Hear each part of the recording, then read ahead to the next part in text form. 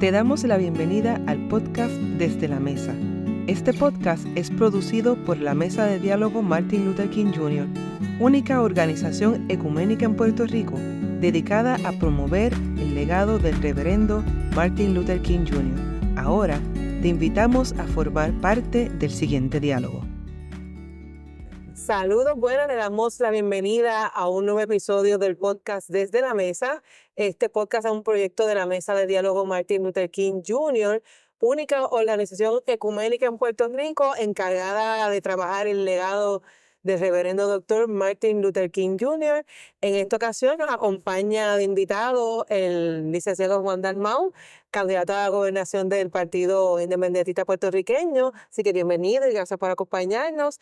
También en la moderación nos acompaña el profesor Samuel Figueroa Cifre, miembro de la Mesa de Diálogo Martin Luther King, y está su servidora, la agrónoma Kelmadis Pérez Rivera, secretaria también de la Mesa de Diálogo Martin Luther King. Así que por ahí empezamos nuestra conversación de hoy.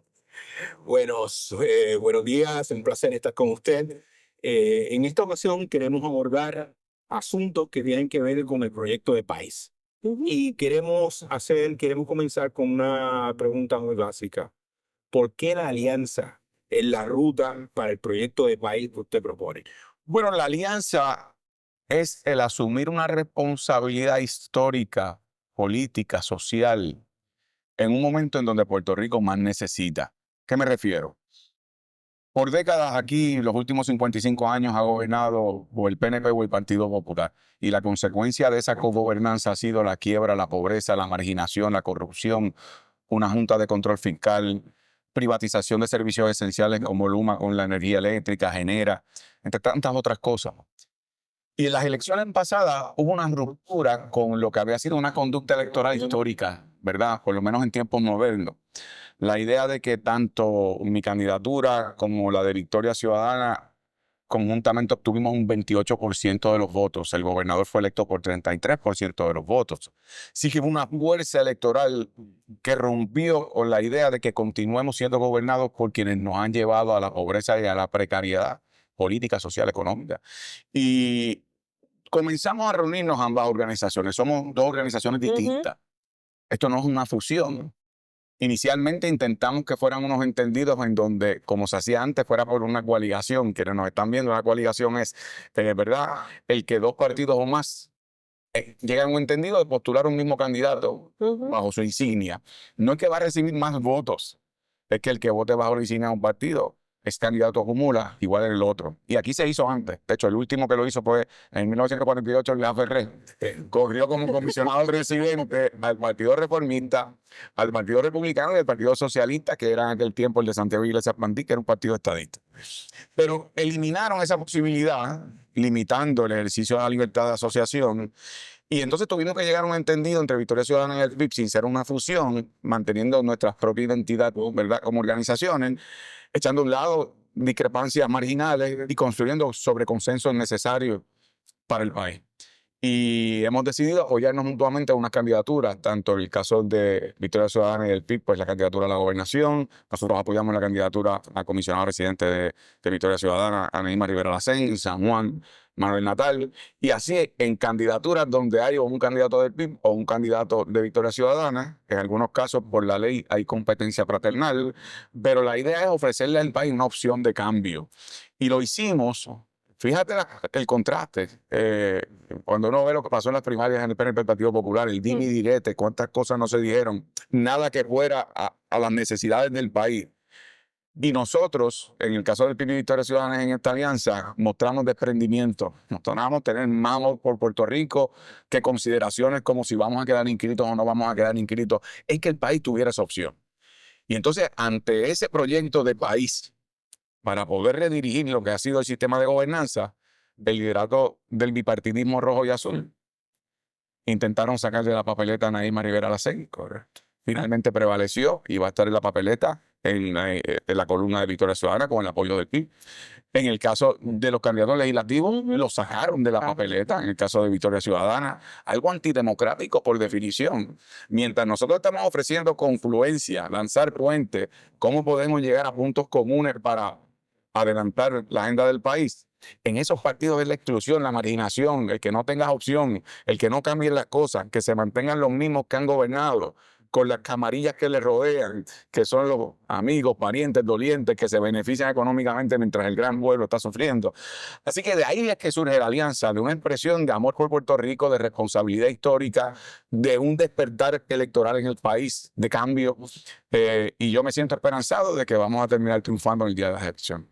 Muy bien. Usted sabe, el país lleva años atrapados en esa trampa política, económica, pero también espiritual, que es la corrupción. Así es. ¿Qué vamos a hacer con la corrupción en el país? Mira, yo creo que tiene que haber cero tolerancia con la corrupción. Y los elementos son diversos. Uno, el que hay que limitar el inversionismo político. O sea, cuando en la primaria, Pedro Pierluisi y su director de campaña de Un Mundo se jactaban de haber recogido $5 millones. Dios mío. Yo quiero saber en qué semáforos, peseta a peseta, se puede recoger esa cantidad, porque estoy seguro, no solamente que nosotros, sino las iglesias buscarían ese semáforo, porque hace falta una nación social, no para uno. Obviamente ese inversionismo político que luego pasa factura y luego le dan los contratos sin seguir la rigurosidad contractual, la subasta, no tienen los méritos, es para amasar bolsillos de unos pocos. Así que hay que limitar eso. Segundo, el tema de que la contratación con el gobierno se tiene que divulgar de forma transparente en tiempo real. Si uno es un contratista o un subcontratista en proyectos o servicios o productos con el gobierno, tiene que publicarse de manera inmediata quiénes son los miembros de esa corporación, la cuantía, cuáles son las obligaciones contractuales, publicar el contrato para poder fiscalizarlo, no solamente los entes fiscalizadores, sino el país. En tercer lugar, yo soy de los que piensa que si usted le falló a la fe pública del país, no debe tener espacio nuevamente en el servicio público. Eso no significa que usted no participe cuando se rehabilite, porque la rehabilitación tiene su espacio y es importante en lo que es el espacio privado, pero en lo público no. Y aquí vemos que después de que llegan a transacciones, ¿verdad? Inversionistas políticos, después de haber esquilmado el país por millones de dólares, a veces ni cumplen un día de cárcel, le robaron millones al país, crean una nueva corporación, están de espalda tras bastidores y después están de nuevo pegados por el amiguismo. O sea que eso no puede ocurrir. O sea que hay unos elementos que se pueden traer. Y también el tema de la enseñanza, porque obviamente eso es algo que está desde la educación, los principios éticos, los principios morales, no solamente la responsabilidad cívica que tenemos con la sociedad, con el prójimo, pero también los asuntos de gobierno, para que también nuestros niños crezcan con unos principios elementales que pueden ser de múltiples pensadores. Martin Luther King son líderes mundiales, o en Puerto Rico que escribió la moral y la ética, un tratado sobre esa conducta cívica necesaria. Así que hay maneras de cómo ir trayendo esa también en la educación, porque a veces la corrupción sí ocurre en los asuntos gubernamentales, pero también tenemos que orientar a nuestros niños cuando crezcan en todas las manifestaciones de la sociedad también. Y se normaliza y la pasamos, ¿no? Sí. La transmitimos de generación en generación como si fuera un proceso normal. Y en algún sitio tiene que referirse ese proceso. La vida social asume un grado de virtuosismo. Uno tiene que cultivar el bien, como Hostos perfectamente señalaba. Vivimos también en un país que se ha definido, que ha definido la dependencia de fondos federales como un modo de vida, ¿verdad? Y de salvación. Como una bendición en muchas ocasiones, como un regalo, ¿verdad? Inclusive hay gente que llega a pensar que son algún tipo de expresión de la gracia de Dios, ¿verdad? Cuando generalmente lo que crean son condiciones de dependencia. ¿Cuál es la propuesta de desarrollo económico que vamos a escuchar de usted durante su campaña y cómo esa propuesta lleva a mejorar la calidad de vida de los puertorriqueños y las puertorriqueñas y la superación, ¿verdad?, de la pobreza y la desigualdad? Comienzo diciendo lo siguiente, que usted lo trae correctamente. Bueno que se sepa que en gran medida aquí hay un acuerdo bastante desigual. En asistencia social, las transferencias federales suman cerca de 4.000 millones de dólares.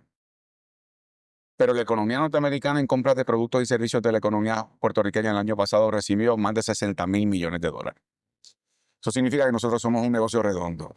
Sí. Y por lo tanto, no debemos ver esas transferencias federales como se le han presentado como una ayuda o como una dádiva o como una virtud o como un regalo. No, no, no, no. Es que es parte de la responsabilidad de la potencia administradora que por el sistema colonial que tenemos, no tenemos todas las herramientas para unirnos al mundo y desarrollarnos, traer capital extranjero en amistad y cooperación con los Estados Unidos, pero dentro de nuestra perspectiva, de nuestras prioridades y nuestro desarrollo económico.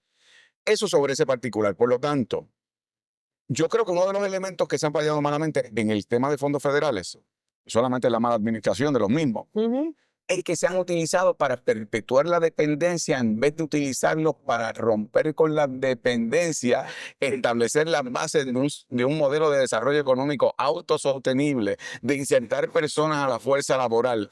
Es todo lo contrario. Lo que han hecho con los fondos federales es desmovilizar la ciudadanía, integrarse, a producir para la sociedad.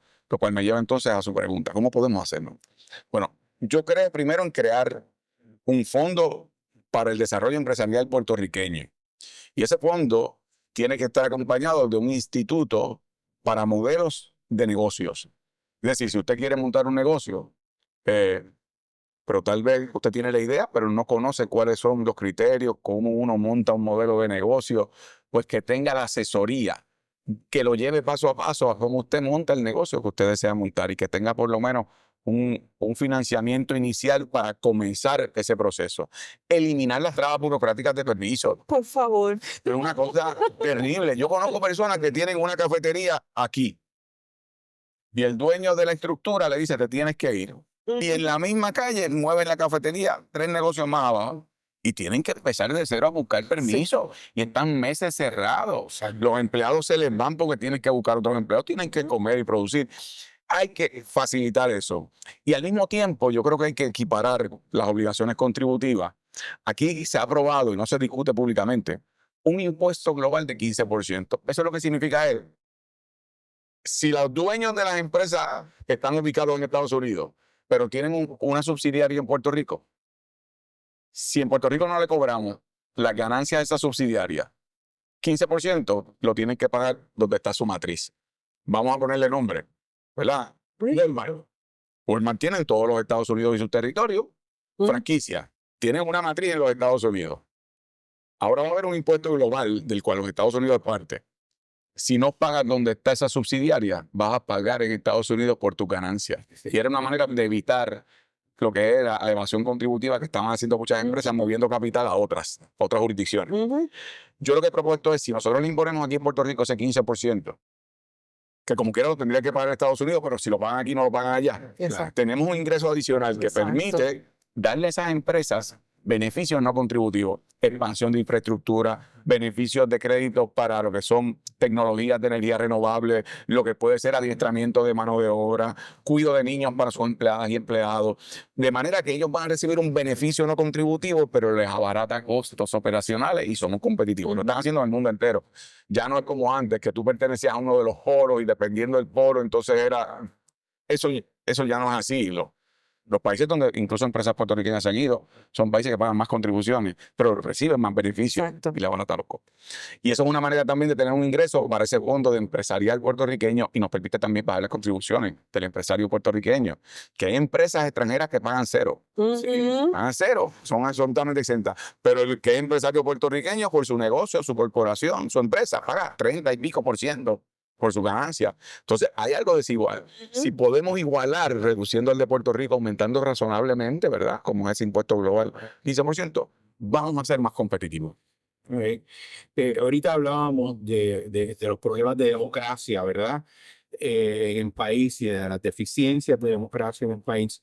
Y miramos para la Junta de Control Fiscal, que es un organismo no elegido por el pueblo, un organismo que no es democrático, sin embargo, tiene el control de todo el proceso fiscal, económico, presupuestario y en esa medida el control del desarrollo económico del país, nos guste o no decirlo de esa manera. ¿verdad? Y una de esas funciones es manejar la deuda. Una deuda que nunca ha sido realmente auditada, ¿verdad? ¿Qué vamos a hacer con la deuda? Bueno, mira, yo pienso que ya la vía judicial no es una vía. Aquí un poco se ha jugado como en la lucha libre. Lo que hemos jugado la lucha libre. Los gobiernos de Alejandro García Padilla, Ricardo Rosselló y Pedro Pierluisi, como que hacían con la guiñada que peleaban con la Junta o con el Congreso, y la Junta hacía, sí, claro, vamos a pelear. Y entonces lo resolvemos en los tribunales, pero la ley promesa, como usted señala correctamente, estaba diseñada y está diseñada para que esa Junta tenga poderes plenipotenciarios sobre el tema presupuestario, plan de ajuste de la deuda. Lo que... No, eso es del Congreso, ahora, con plenipotenciario, así es. Y que supuestamente atiende a elementos económicos, pero que afectan la educación, la salud, o sea, otros aspectos de nuestro país. Así es. Entonces jugaban el juego de que estamos peleando y que somos adversarios, pero era mentira porque el tribunal iba a terminar decidiendo lo que dice promesa que le daba esos poderes. Así que yo creo que esto debe ser algo de proyecto de país. Yo pienso que no debe haber un estadista o uno que haya votado por el Partido Popular, un independentista, un libre asociacionista, uno afiliado, que crea que la Junta es buena para Puerto Rico. Por eso usted ha descrito. Es antidemocrática, tiene una visión filosófica de desmantelar servicios esenciales, de que aquí sean empresas de lucro las que den los servicios y si puedes pagarlos bien y si no, persígnate. Y yo creo que eso debe eliminar. Si tenemos que hacer un proyecto de país para exigir del Congreso que de Progresa mantenga las protecciones sobre el tema de la quiebra, pero que elimine la parte que tiene que ver con la Junta. Porque ante la agresión se le añadió el insulto de lo que usted correctamente señala. La ley promesa pedía que la Junta estableciera un plan de desarrollo económico. No ha habido un solo informe. ¿Ustedes recuerdan aquella figura que se nombró bajo la administración Rosselló de la Junta de Control Fiscal, que era el que estaba a cargo de la reestructuración, que se llamaba Noel Samó, que lo trajeron como de 5 estrellas, una persona que venía de la milicia y todo esto? No duró un año y no se ha vuelto a nombrar a nadie. Todo lo que tiene que ver para atender los problemas de Puerto Rico, eso ha quedado en blanco. Lo que tiene que ver garantizar el que se le pague a los bonistas, aunque sea desmantelando el país. En eso la Junta siempre mete el pie. Desmantelando la Universidad de Puerto Rico, servicios de salud, lo que tiene que ver con acceso a vivienda, lo que tiene que ver con elementos que van a la esencia de la calidad de vida de los puertorriqueños, la reforma laboral en el sector privado, redujeron las vacaciones, las enfermedades, el término de maternidad, de los jóvenes que comienzan a trabajar ahora tienen periodos más largos para tener permanencia en su empleo, por lo tanto más largo el término para poder alquilar propiedad, una casa, un apartamentito, cuando quieren comenzar su familia. Es algo terrible y yo creo que tiene que ser un proyecto de país en el foro político gubernamental, que es el Congreso, que fueron los que lo legislaron para que se elimine. La Junta realmente lo que ha hecho es implantar una serie de medidas que se han llamado medidas neoliberales, ¿verdad? Por su diseño, la centralidad del mercado, la ganancia como lo más importante. Uno de los componentes de ese proceso son los procesos de privatización. Y en el área de energía eléctrica, principalmente, por supuesto, hemos visto las consecuencias de esos procesos de privatización. ¿Qué vamos a hacer con Luma y con Genera? ¿Cuál es el futuro en esa dirección? En el caso de mi gobernación, cancelar ambos contratos. Y voy a decir por qué y voy a decir cómo. El acceso a la energía eléctrica es un derecho fundamental, es un derecho humano. Las Naciones Unidas lo asocia a no solamente acceso a suministros alimentarios, acceso a salud, sino también a calidad de vida. Y por lo tanto, tiene que ser tratado como tal.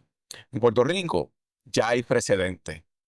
Precedente es que cuando se creó la Autoridad de Fuentes Fluviales, eso estaba en manos del pueblo de Puerto Rico, pero quienes la administraban eran personas que no venían de la política partidista. Venían de los sectores que tenían que ver con la energía, ingenieros, expertos. Y en Puerto Rico se estableció lo que era un sistema de distribución energética con nuestras complejidades topográficas, en donde energizamos el país. Y éramos ejemplo del mundo. Pasaron los años y los años y los años. Cuando se transforma en la Autoridad de Energía Eléctrica, comenzó la mano de la política partidista a meterse. a nombrar a políticos derrotados, a nombrar parientes y dolientes, a nombrar colaboradores políticos, quién es mi avanzador, quién es mi recaudador. Comenzaron los energéticos progresistas a recoger chavos en la agencia, los energéticos populares a recoger chavos en la agencia, los gobiernos a usar el presupuesto de la autoridad para pagar gastos recurrentes porque no tenían los recaudos por mal gasto y mala administración. Entonces, de repente, lo que hay que hacer es no volver a la Autoridad de Energía Eléctrica, a esa, es pensar en los principios de lo que fue Autoridad de Fuentes Fluviales. Y una vez cancelado ese contrato, comenzar un proceso de transición con un comité que sea de expertos, que contenga jubilados de la Autoridad de Energía Eléctrica, que contenga expertos académicos del recinto universitario de Mayagüez, con quienes yo me he reunido y aquí no los quisieron escuchar en el proceso y son respetados a nivel mundial. Van a conferencias, son reconocidos, lo que tiene que ver con ¿verdad? Abogados expertos ambientalistas, comenzar un proyecto de energía renovable complementario, en lo que vamos adquiriendo cada vez más redes de apoyo, tanto comunitarias como redes más grandes. Así que se puede hacer, pero tenemos que dar el paso ahora. Lo que ha ocurrido con Luma es criminal porque no solamente es que uno quiere energía eléctrica para tener la luz que te ilumina o para poder jugar con el celular.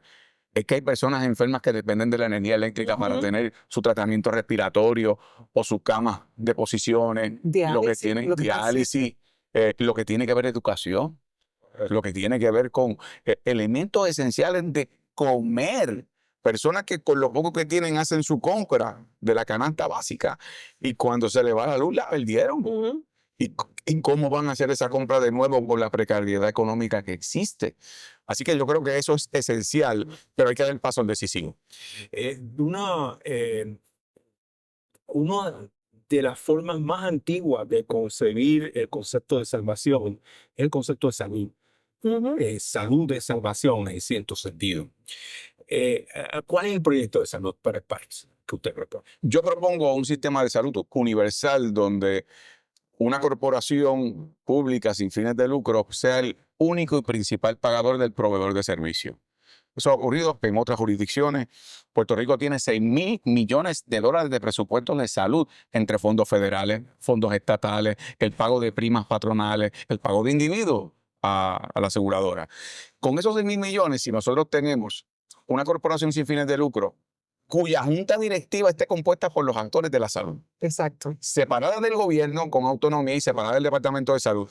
Esa junta de gobierno, representación de los pacientes víctimas de impericia médica, de los que son médicos, hospitales, farmacias, laboratorios, y que establezcan la fórmula y maneras de pago directo para el proveedor de servicios. Sacamos a las aseguradoras privadas del medio, que lo que buscan es el lucro, y que hoy día te ofrecen, te recortan el pelo, te recortan la grama, te recortan el perrito, te hacen bailar en centros comunales, pero cuando tú vas con tu plan médico a pedir los medicamentos, tienes que pagar un deducible que es inaccesible, o cuando vas donde el médico te dice tienes que tener tratamiento A, el plan te dice no, te toca el Z, porque empiezan del más barato, que el menos le cuesta el plan, hasta que llegan, cuando llegan al que te tocaba, pero ya está tan mal que se pierde el tiempo. O sea que eso no significa prohibir las aseguradoras privadas, claro, que compitan con la aseguradora del Estado de acuerdo a los precios, servicios de salud que puedan dar.